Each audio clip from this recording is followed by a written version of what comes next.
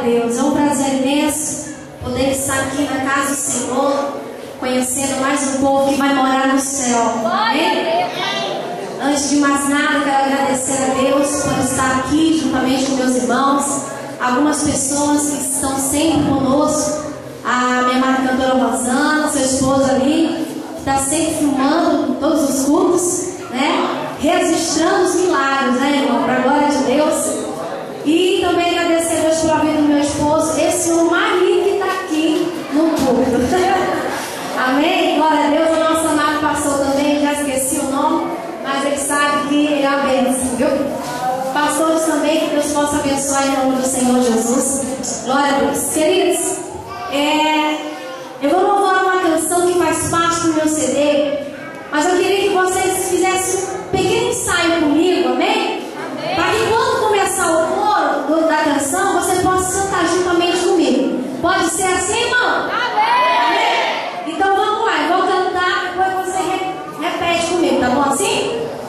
O coro diz assim, ó: Santo, Santo, Santo, Santo, digno, Ele é digno, o Cordeiro que venceu, que foi morto e reviveu. Eu sei que não existe um outro amor igual ao seu.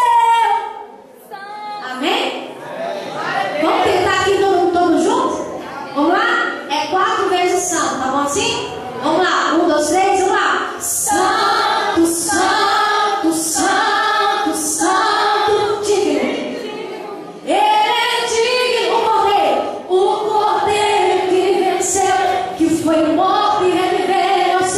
Eu sei que não existe um outro amor igual ao seu. Mais uma vez. Santo, Santo, Santo, Santo, digno. Ele é digno, o Cordeiro que venceu, que foi morto e reviveu. Eu sei que não existe um outro amor igual ao seu.